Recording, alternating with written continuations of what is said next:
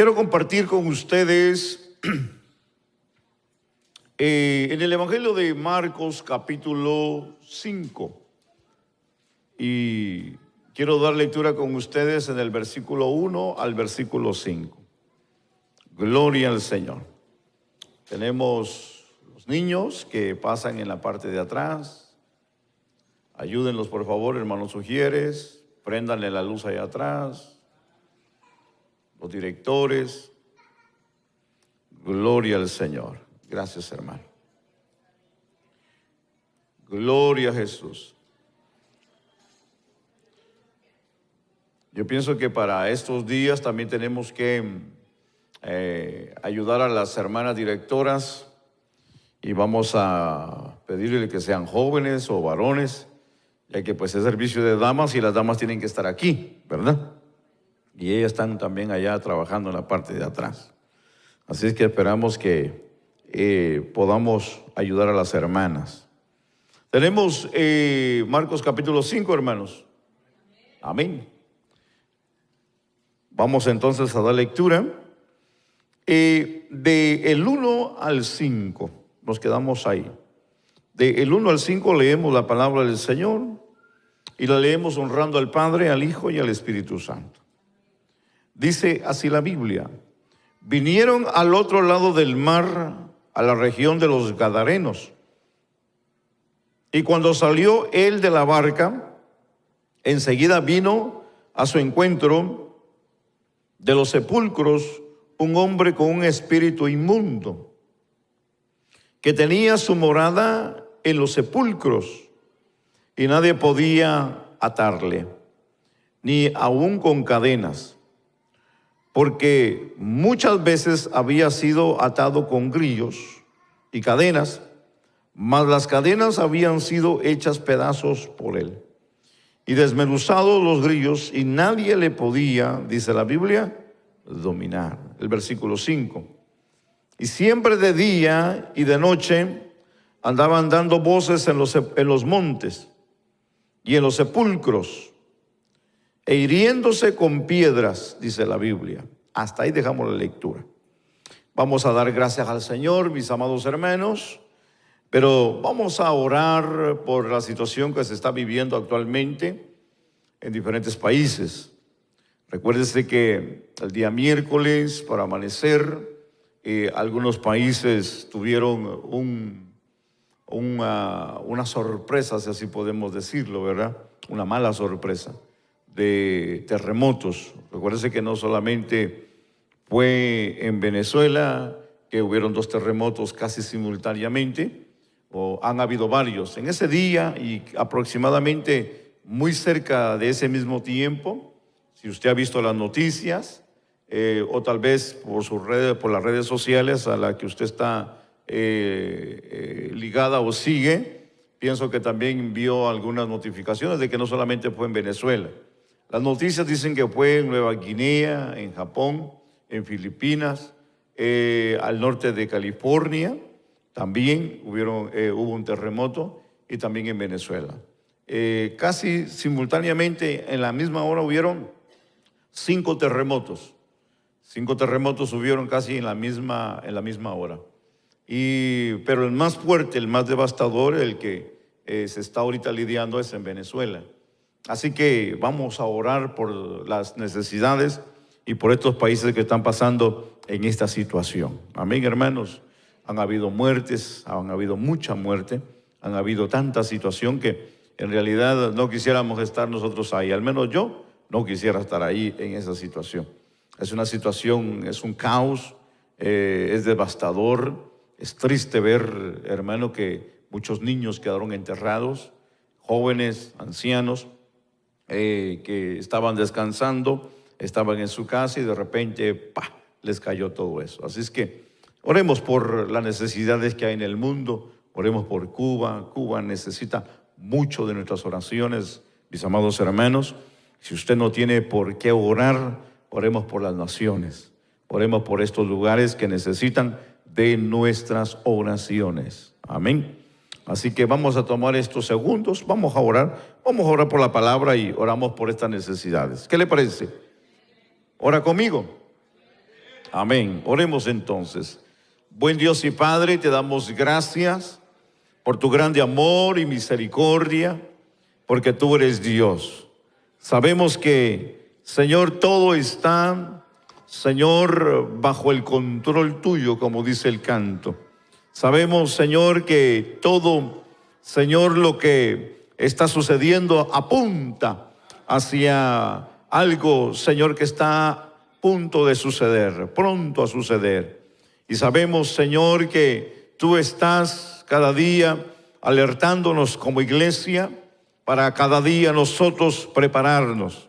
Señor, te pedimos a la misma vez que despiertes el corazón de la iglesia, el corazón de tu pueblo, Señor.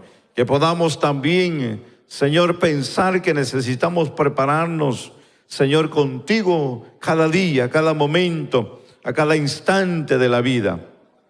Que la vida no es un juego, que la vida no es como un juego de ruleta, Señor, sino es una oportunidad que nos das para disfrutar, pero también para prepararnos, Señor, y estar contigo, Señor, por una eternidad. Hoy venimos a honrarte y a darte gloria, porque tú eres Dios.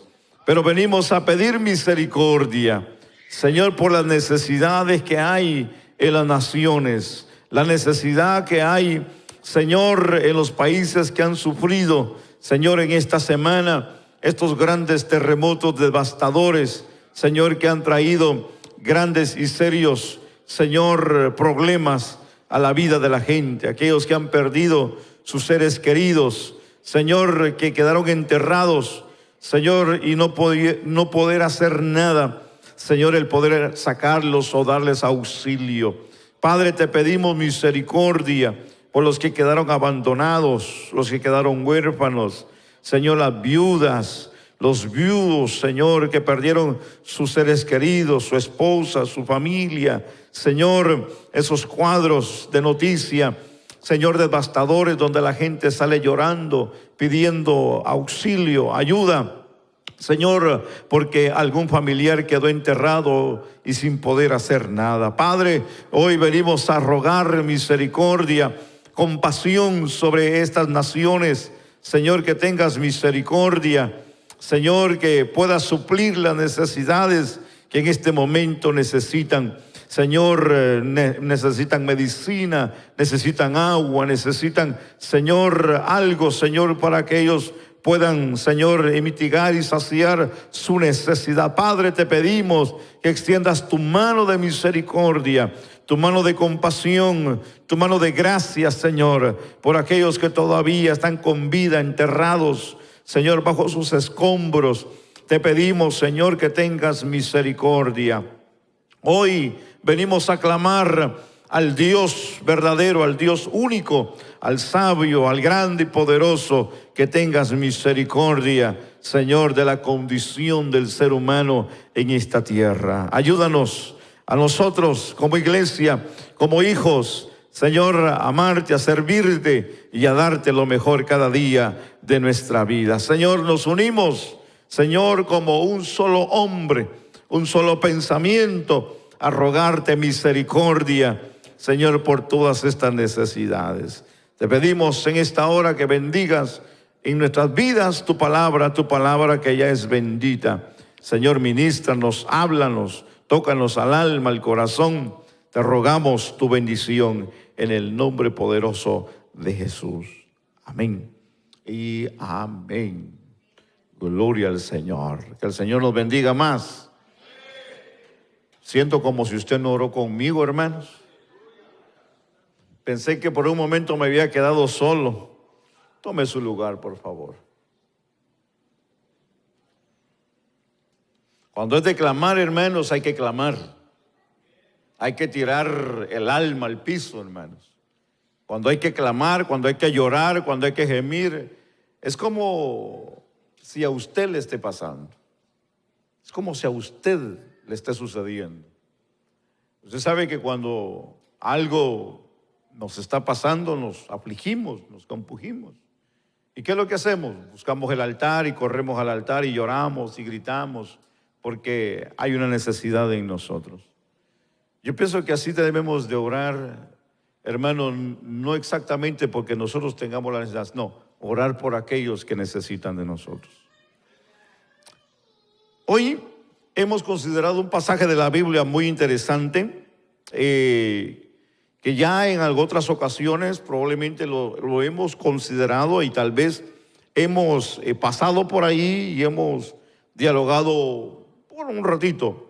Pero hoy quiero enfocarme en el tiempo que tengo para poder predicarle o enseñarle, no sé cómo usted lo vaya a considerar. Pero bueno, vamos a dejar que sea el Espíritu de Dios en esta noche el que tome control de esta casa.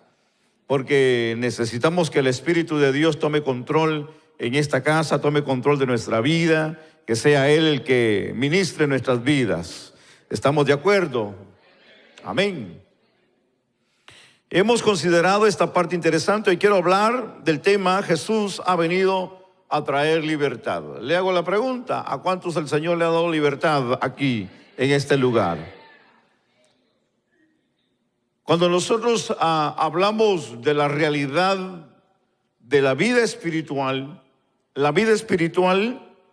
no es solamente la vida cristiana, no. También hay otra clase de vida. Hay vida de luz en Cristo, pero también hay una vida espiritual de las tinieblas. Así que no se le olvide de que nosotros como creyentes no solamente luchamos contra huestes de maldad, principados, gobernantes. No, también entendamos que nosotros estábamos atados y ligados a esa vida pasada. Así que hoy nosotros somos libres en Cristo, pero antes de nosotros ser libres, nosotros estábamos atados y ligados a esa condición de vida.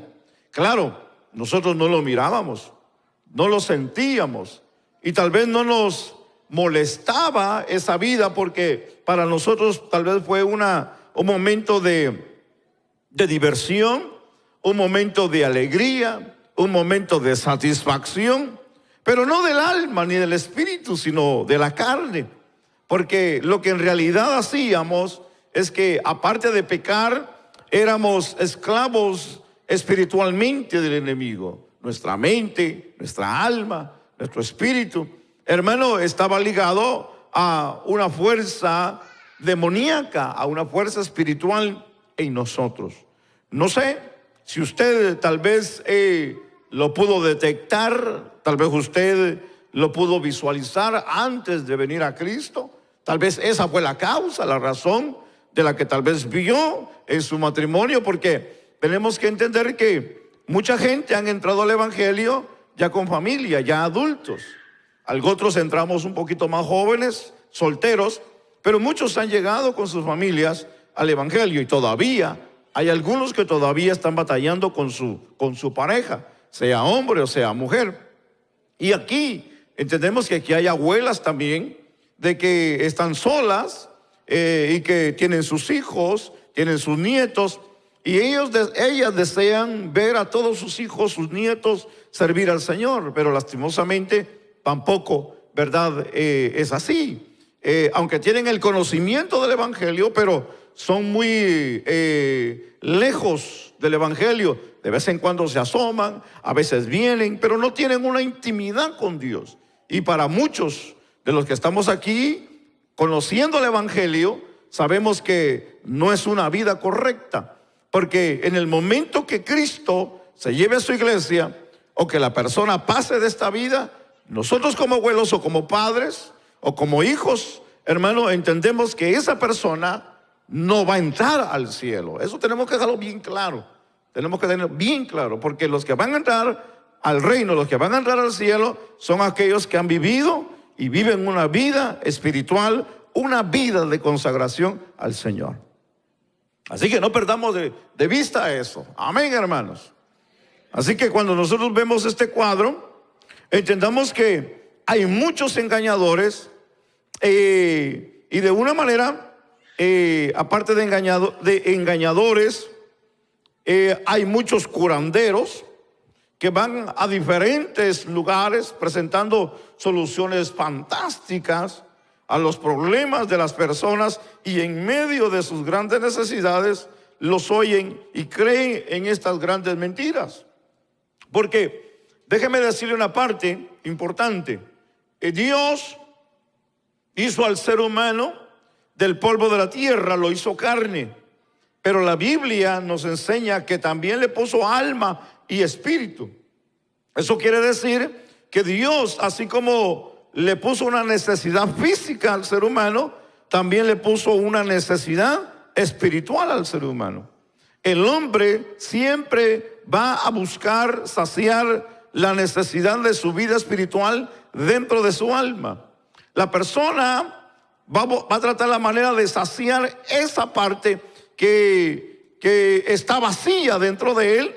El problema es de que muchas de las veces hay personas que lo sacian a través de lo que es el ocultismo, porque es una necesidad espiritual. Lo va a querer saciar a través de la brujería, lo va a querer saciar a través de la astrología y de los poderes satánicos que engañan al hombre, al ser humano. Y eso desde mucho tiempo ha pasado y todavía sigue pasando.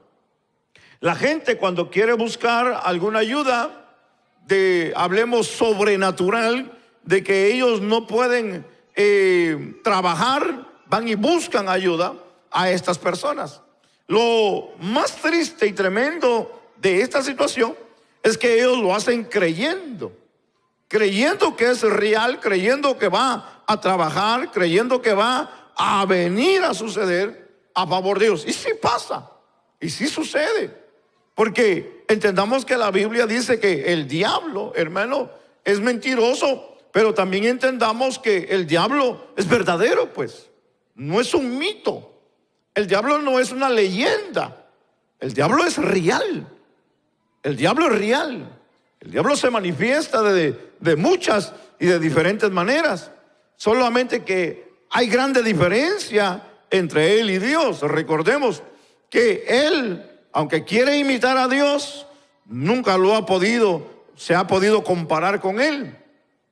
Una de las cosas que debemos de entender que Satanás no está en todos lugares, no puede estar en todos lugares, ni tampoco es poderoso, ni tampoco, hermano, tiene el poder como Dios. Recordemos que el único que tiene poder sobre todo se llama Dios, se llama Cristo Jesús en la vida de este mundo.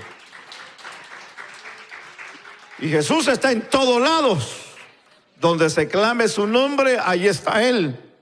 Él está allá en China en este momento, como está en el África, como está en Europa y como está aquí hoy con nosotros, también aquí con nosotros para adorar y para bendecir su nombre. Así que entendamos esta parte interesante, porque el verdadero poder que puede libertar al ser humano y puede sanarlo y transformar su vida y salvarla es solamente a través de Jesucristo. Amén. Así que la Biblia hoy nos enseña algo muy interesante donde hemos dado lectura. Y el versículo dice: y vino a su encuentro de los sepulcros un hombre con un espíritu inmundo. Este pasaje de la Biblia es muy aterrador, si así se puede llamar. Es muy extremadamente fuera de lo normal, de lo común, porque está hablando de una condición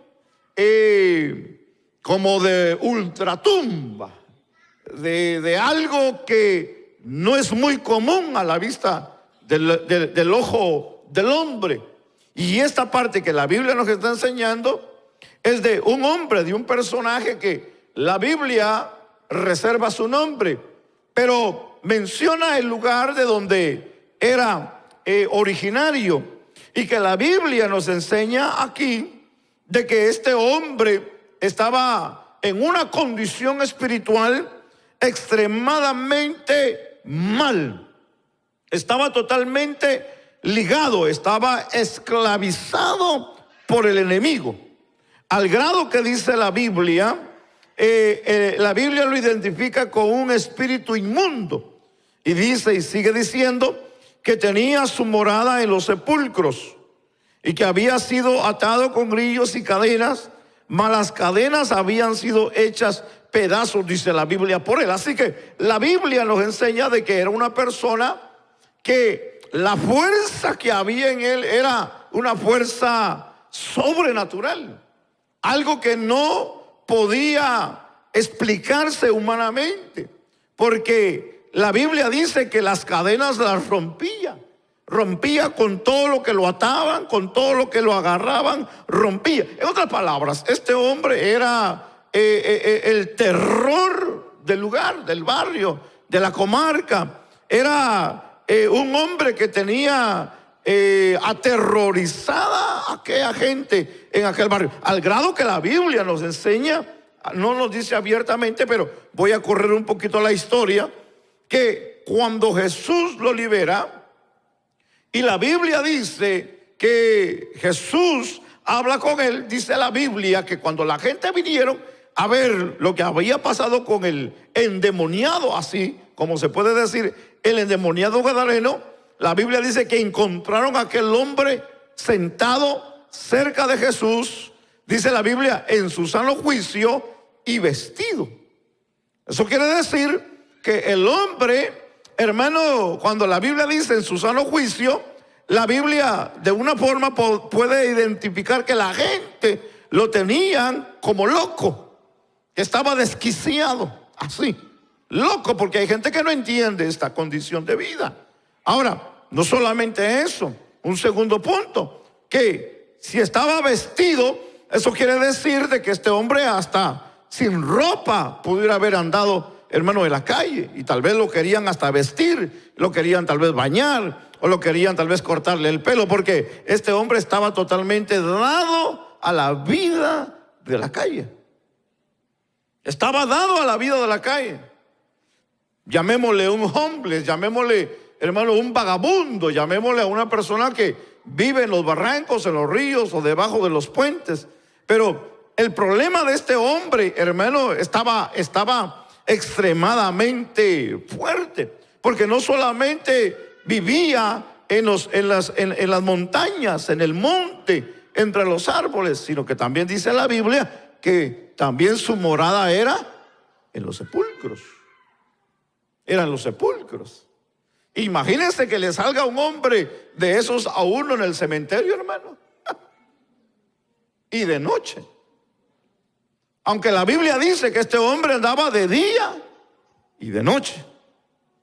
Así que el terror era grande, pues, porque ver a un hombre en esta situación, hermano, que lo esté correteando a la gente cuando lo miraba, y no lo miraba tal vez solamente, o los correteaba para asustarlos. No, la condición de este hombre era grande, porque Jesús, cuando habla no con él, sino con lo que tiene adentro, hermano, lo identifica como una legión.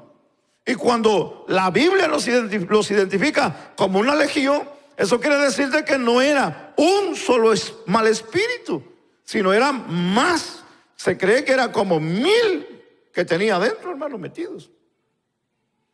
Entonces, entendamos la historia, porque es interesante pensar lo que la Biblia a nosotros nos enseña. Porque la Biblia dice que su morada era en los sepulcros, y que de alguna forma o de muchas formas lo habían querido controlar humanamente. Tal vez, hermanos, los más fuertes del barrio, los más fuertes de la comarca, del pueblo, de los que vivían en el área, tal vez en algún momento se juntaron. Probablemente lo conocían, probablemente no. Probablemente tal vez había sido algún vecino de alguien, o probablemente algún familiar, o probablemente no. No lo sabemos si era de ese lugar originario o había llegado. No lo sabemos, pero sí sabemos algo, de que ahí moraba y ahí vivía, y que ese era su lugar de él. Ahora, fíjense que es interesante pensar lo que la Biblia nos sigue diciendo, porque la fuerza que tenía este hombre era una fuerza exageradamente, hermano, fuera de serie, pues. Era una fuerza que nadie la podía comparar humanamente, tenía una fuerza sobrenatural en la vida de este hombre, y nadie lo podía dominar. Ahora, cuando entendemos la Biblia como dice que no solamente se consideraba como loco, desquiciado, o una persona que había perdido la cabeza, sino que también la Biblia dice que él se hería él mismo, hermano, con piedras. Quiere decir que no solamente dañaba, lastimaba, sino que también se lastimaba y se dañaba a él mismo. Así que era un cuadro, hermano, prácticamente difícil, duro. Si lo ponemos en el contexto familiar, hermano, si tal vez hubiera haber salido de alguna familia de ahí, imagínense, pensemos en la vida de los padres de esta persona, si tal vez hubiese haber sido joven. Pero pongámoslo en el contexto como padre de familia, hermano, en qué situación este padre de familia, hermano, se encontraba en ese momento. Pero entendamos algo interesante aquí, porque aquí veamos algunas evidencias de lo que fue la cautividad espiritual en la vida de este hombre. Porque si podemos considerar a la luz del texto la condición de una persona cautiva, la vida aquí del endemoniado gadareno, como así se conoce, fue una expresión de su condición interna.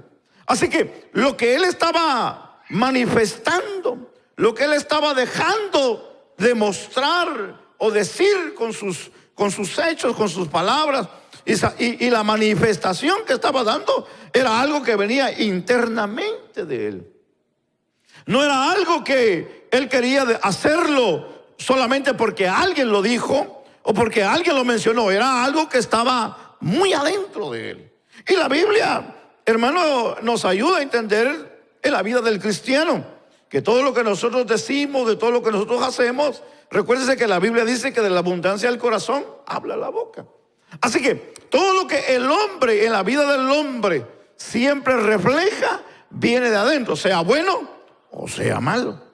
En esta condición que el hombre vivía, lo que estaba reflejando era lo que había internamente en él. Y aquí los versículos nos muestran dónde y cómo vivía. Su morada era, como acabo de mencionar, los sepulcros de Gádara. Y ahí, como en los montes, andaba gritando día y noche. Era, hermano, un miedo, pues, encontrarse con ese hombre en el día, o sea, también en la noche.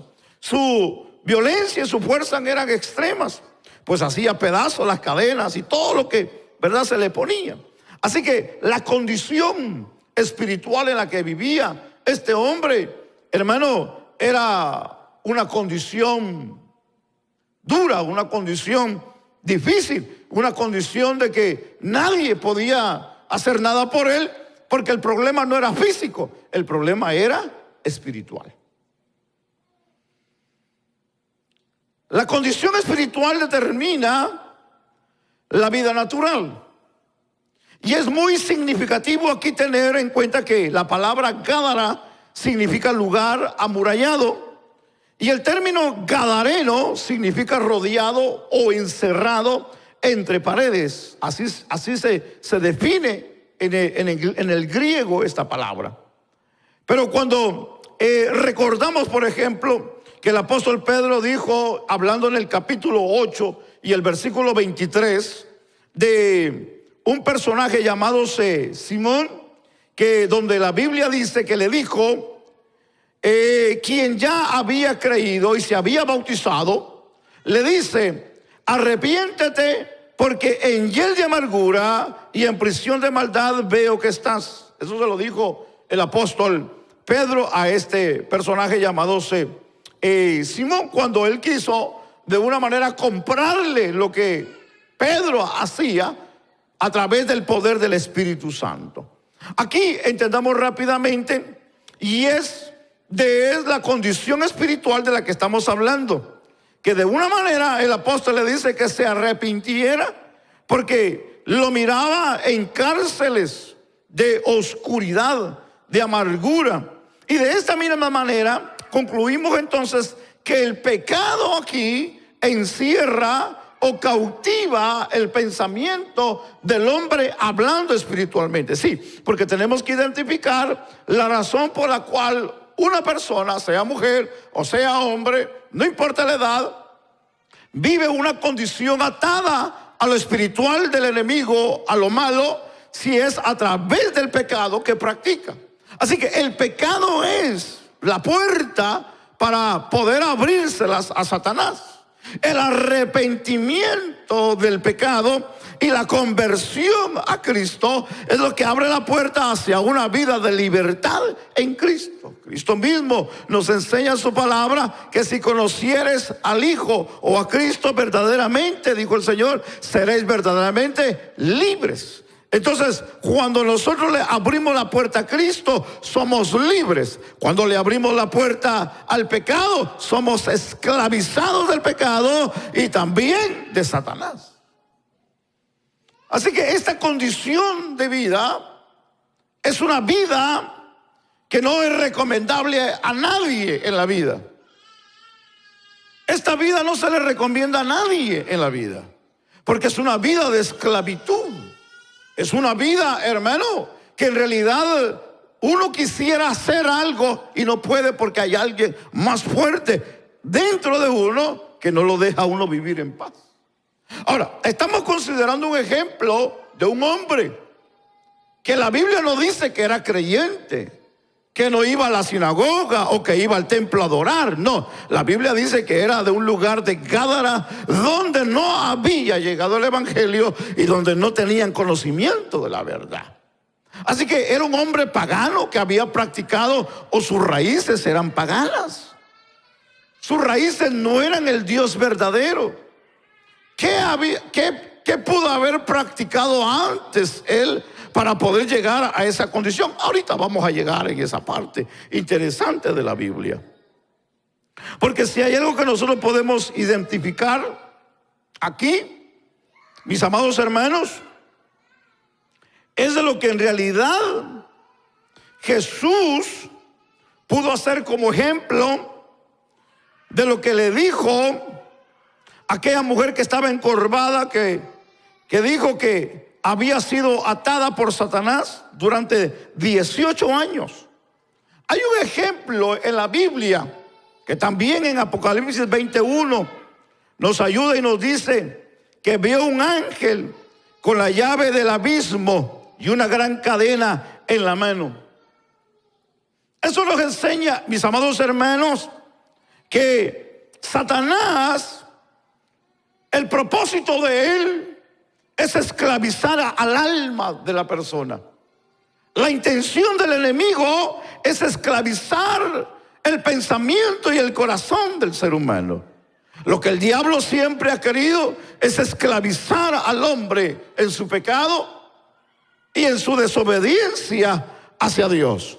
Así que cuando nosotros vemos esto a través de la Biblia, vemos, mis amados hermanos, que la Biblia nos enseña que el Señor Jesús vino a hacer a los hombres libres. Así que si hay algo que, si la Biblia nos enseña a nosotros, es que Jesús apareció para que el hombre sea libre. Y ahí entramos nosotros. Porque nadie a nosotros nos podía hacer libres. O alguien a usted lo ha hecho libre de su pecado, de su maldad, de su culpa, sin haber creído y aceptado a Jesús como Salvador. Bueno, yo pienso que muchos tratamos por la religión. ¿Cuántos de aquí cargaron santos de madera? ¿Cuántos aquí se metían a las procesiones? ¿Cuántos de aquí pagaron mandas en algún momento de la vida en la iglesia popular o en la iglesia donde nacieron sus abuelos? Nadie. Todos nacieron en el evangelio ustedes. Puros santos hay aquí.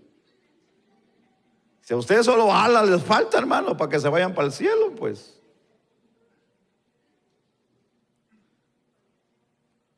Yo vengo de una familia marcada por el catolicismo. Lastimosamente, No nos hizo bien, nos dañó a nosotros. A nosotros nos dañó la religión popular. Nos hizo desastres. Trajo tantas cosas. Y tiene sentido. No culpamos. Señalamos para buscar una solución, no para condenar. Porque en realidad a nosotros, digo desde lo que fueron mis abuelos, nunca les enseñaron, nunca los corrigieron, o le dijeron que lo que estaba haciendo era mal. Porque ellos iban a pagar mandas para ciertas fechas del año. Ellos iban de una manera muy devota, muy devocionalmente, al santo al cual ellos se postraban y adoraban.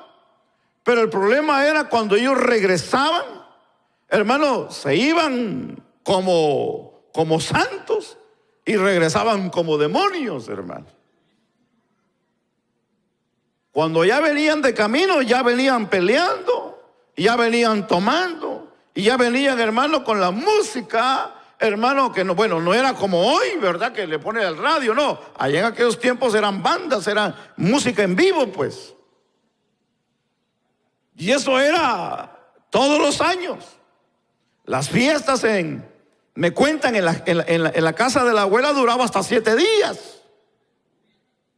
No era un día la fiesta, duraba más de 7 días la fiesta. Y al final de la fiesta todos terminaban en el hospital o en la cárcel. Así que no nos dejó nada bueno.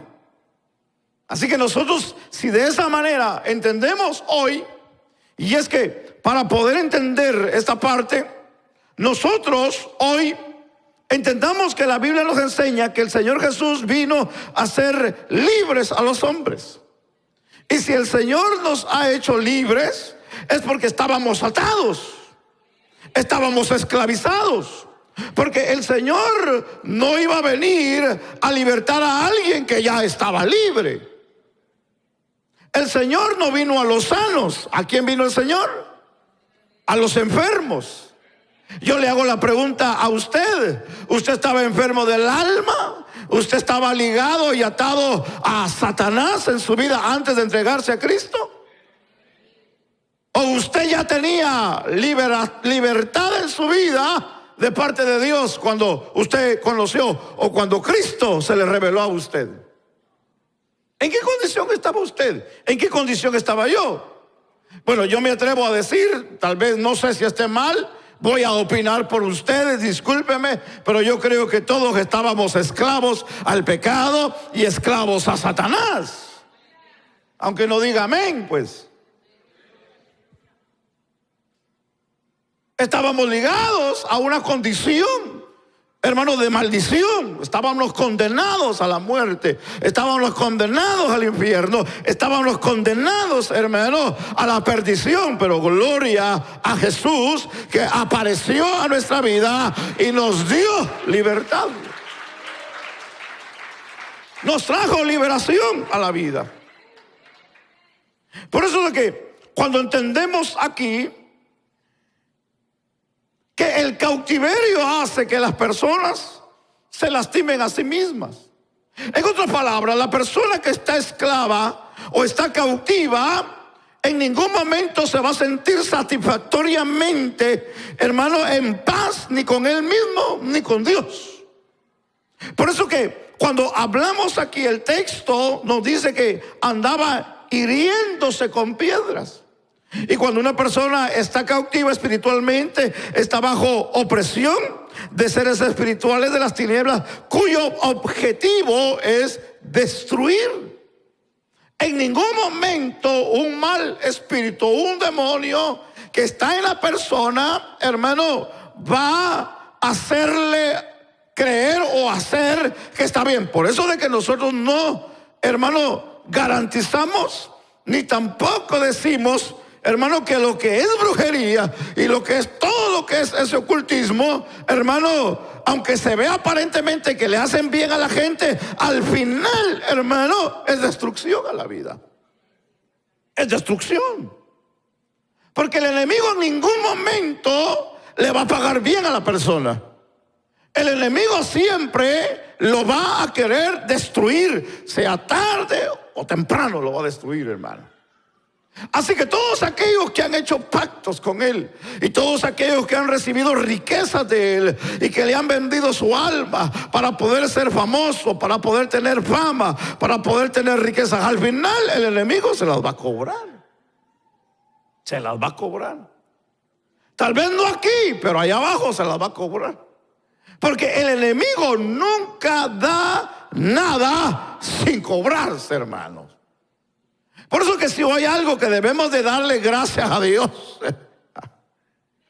es, hermano, el amor grande de Dios, que no solamente nos ha hecho libres, nos ha dado paz, nos ha dado tranquilidad, nos ha dado bendición, nos da alegría, nos da todo lo que nosotros necesitamos en la vida. Hermanos, ¿qué más queremos? Y déjeme decirle, pues todavía venimos enojados, pues todavía estamos empurruñados, cuando Dios ha sido bueno con nosotros, cuando Dios ha sido excelente con nosotros.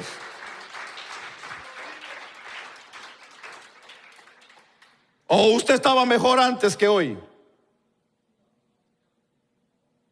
¿Estaba mejor antes? ¿O está mejor hoy? Muy pocos amenes. No sé si que hay algunos que anhelan todavía regresar allá atrás. La Biblia dice que el Señor echa a lo profundo de la mar nuestros pecados. ¿Usted leyó esa parte de la Biblia? Pero hay unos que son bien buzos, hermanos. Se ponen el traje de bucear y allá se van a lo profundo de la mar a ver qué encuentran. Déjeme seguir terminando la historia, porque yo ya estoy terminando. Nada más de unos minutitos, yo ya estoy terminando. La persona cautiva se autocastiga hasta llegar a desear la muerte. Y aquí entendamos que ese es el objetivo de las tinieblas en esta parte con el endemoniado gadareno. Pero aquí la historia dice que Cristo le dio libertad y a este hombre y rompió, las cadenas que le afligían. No eran cadenas físicas, no eran cadenas naturales que lo tenían ligado, sino que eran cadenas espirituales. Así que el Señor vino a deshacer las obras de Satanás en la vida de este hombre. Y hay algo que debemos de marcar aquí para concluir. Llego a la conclusión interesante para terminar esta historia, y es que este hombre quedó libre. Ahora, hay algo aquí que la Biblia no nos dice, y es la edad. Pero sí nos identifica la historia aproximadamente que este hombre ya era un adulto. Ya era una persona adulta este hombre. Así que si nosotros pensamos por un momento la condición de este hombre presente, pero si pensamos por un momento cómo fue la vida de él antes de caer en esa trampa, en ese engaño, en esa forma de vida, porque muchas de las veces, escuche bien lo que yo voy a mencionar, hay mucha gente que nunca piensa o cree que su condición va a empeorar sabiendo que está obrando mal. Claro, nadie quiere el mal, nadie quiere que le pase nada en la vida. Todos peleamos para que nos vaya bien en la vida. El problema es que cuando alguien está siendo cautivado y gobernado en el pensamiento por el enemigo, hermano, no se espera nada bueno en la persona. Eso tenemos que entenderlo. Ahora, la pregunta es, ¿cómo es que él cayó en esta situación? ¿Cómo llegó? Porque si hay algo que yo puedo entender físicamente, humanamente, es que creo que tal vez no nació así, sino que en el caminar de la vida tuvo que haber tomado una mala decisión en su vida para poder caer en esta condición, porque esta condición que la Biblia enseña de este hombre es una condición muy extrema espiritualmente hablando. Hay personas, hermanos, que están cautivas por el enemigo, pero no viven de esta manera. Hablan, piensan y hacen un montón de cosas, pero la condición de este hombre era extrema. Eso quiere decir que tuvo que haber llegado a un punto de su vida donde él abrió una puerta a su vida y donde él no vio consecuencias y no pensó y se metió, y este fue el resultado. Como también podemos pensar de la condición, porque déjeme decirle de que lo que muchos hablemos de nosotros, humanamente hablando, en la edad que hoy tenemos los adultos, hay cosas que hemos padecido y sufrido porque desde nuestra niñez nosotros fuimos golpeados, fuimos señalados, fuimos marcados por algo, y ese algo nos dañó la vida a nosotros, y que creo y puedo decir que fue una de las razones por las que llegamos a los pies de Cristo, por eso que arrastrábamos y eso lo que nos golpeaba la vida a nosotros. Ahora, este hombre no sabemos exactamente si fue en su momento de infancia, en su adolescencia, en su juventud, o fue una forma extraviadamente de practicar algo que no tenía que haber practicado en su vida de adulto, y cayó y fue atado por el enemigo y tuvo que ceder, porque cuando alguien cae en las garras del enemigo, hermano, te das o cedes porque no puedes retroceder para atrás. Ahora, si este hombre, hermano, fue padre de familia, hermano, eso quiere decir que tenía un hogar, que tuvo un hogar, tuvo hijos, tuvo esposa. La condición de este hombre fue fatal. Para poder, hermano, abandonar un hogar y dejar a la esposa y dejar los hijos, fue algo difícil para él, que no estaba a su alcance, porque él era un cautivo de Satanás, y no se mandaba a él, sino Satanás lo mandaba a él.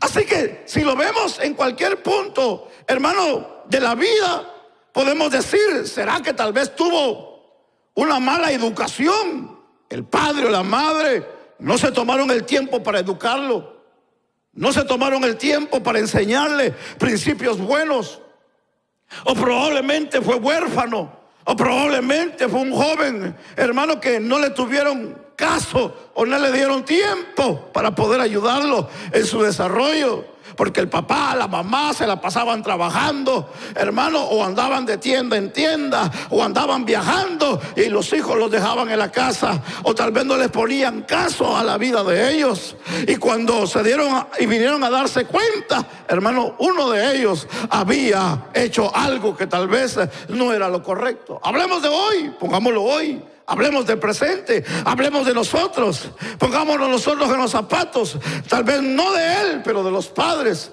Y si nos ponemos en los zapatos de este hombre, ¿dónde fue el principio de su desgracia de este hombre? Pues, ¿dónde empezó la desgracia de este hombre? ¿Dónde empezó, hermano, la gran travesía, el gran delirio? La gran, hermano, forma de vida que comenzó a llevar. ¿Dónde empezó? ¿Dónde se originó? ¿Dónde fue el principio? ¿Dónde se abrió la puerta en la vida de este hombre? Porque en algún lugar tuvo que haberse abierto la puerta. ¿Usted qué piensa? ¿Usted qué cree?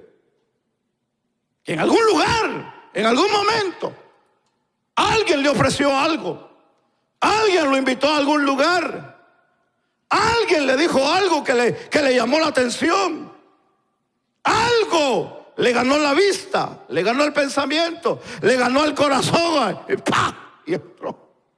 Pero tuvo que haber comenzado con algo que le haya traído la atención. Hermano, ¿quiere que le haga una pregunta hoy en esta noche? ¿Me permite hacer una pregunta a usted hoy en esta noche? A usted padre, a usted madre que está aquí en esta noche. de todos sus quehaceres que usted hace en la vida y de todo lo que usted hace en la vida, usted le está poniendo caso a sus hijos. Usted está educando a sus hijos en la vida cristiana. ¿Usted les está enseñando lo que es la vida cristiana? ¿O solamente cuando vienen a la iglesia les enseñan lo que es la vida cristiana? ¿O usted como padre toma el tiempo, usted como madre toma el tiempo para enseñarle a sus hijos quién es Dios en la vida?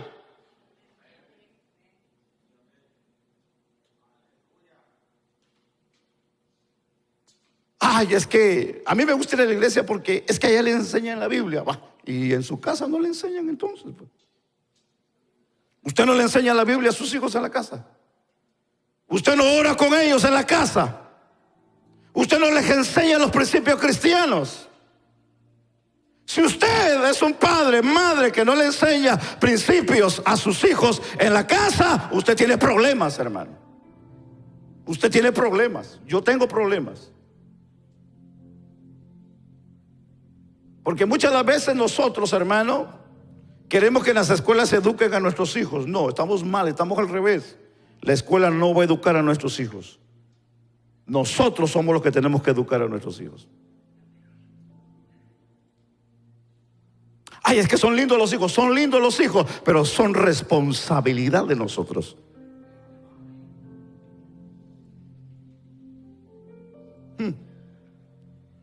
Parece que este endemoniado gadareno nos metió en problemas, ¿verdad, hermano?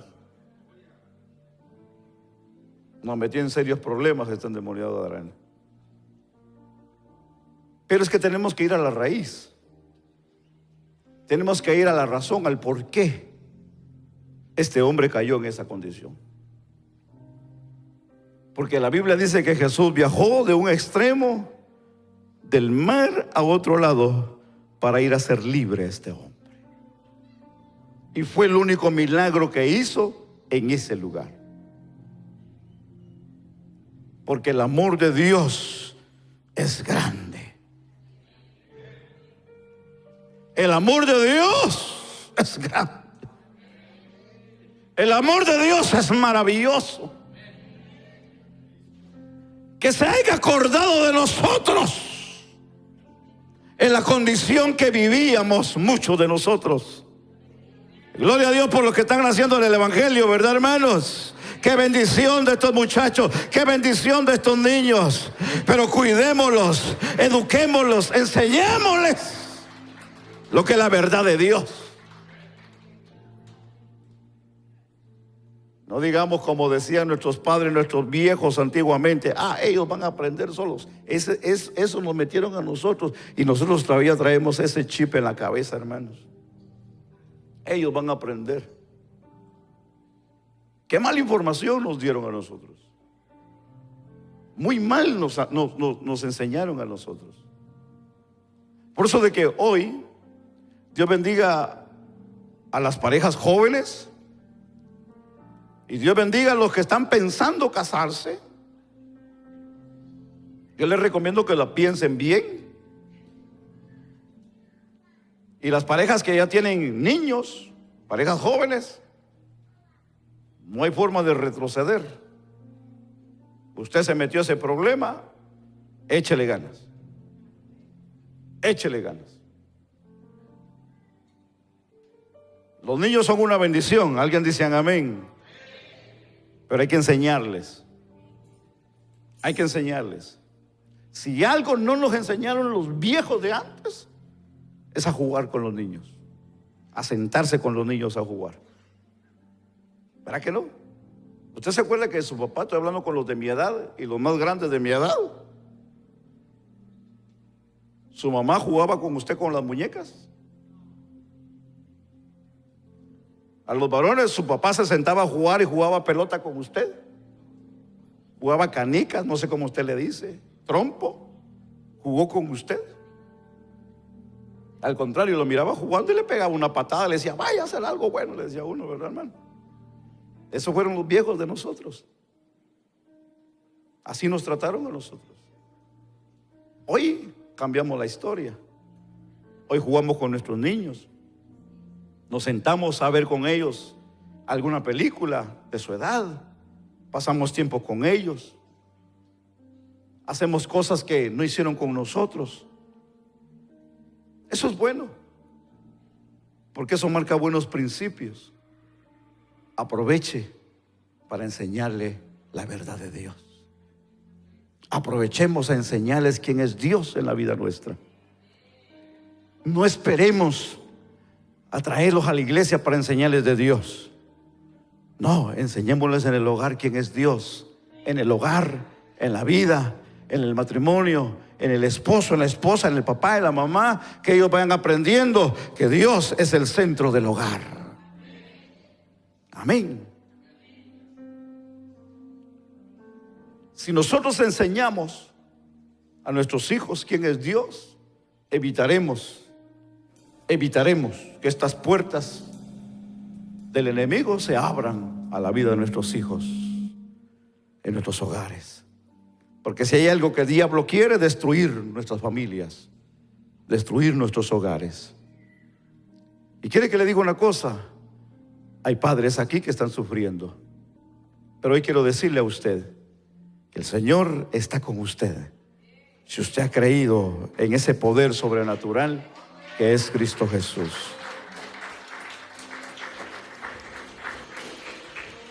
Nunca es tarde.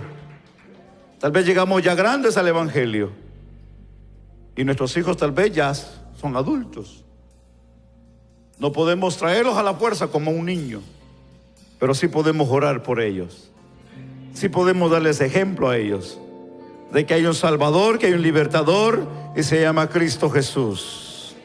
Y que la luz brille en medio de la oscuridad. Y que reconozcan que hay sal en la tierra. Y esa sal es la que convierte, la que sazona el ambiente, la casa. Alabado el nombre del Señor. Cuando el enemigo se quiera levantar, que nosotros como hijos de Dios pongamos paz y controlemos la situación en el hogar. Porque si para algo nos llamó el Señor, si para algo nos libertó el Señor, si para algo nos rescató el Señor, es para demostrar que hay poder en el nombre de Jesús, que hay poder en la sangre de Cristo, que hay poder en ese nombre que es sobre todo nombre. Alguien puede dar gloria a Dios en esta noche. Pongámonos sobre nuestros pies.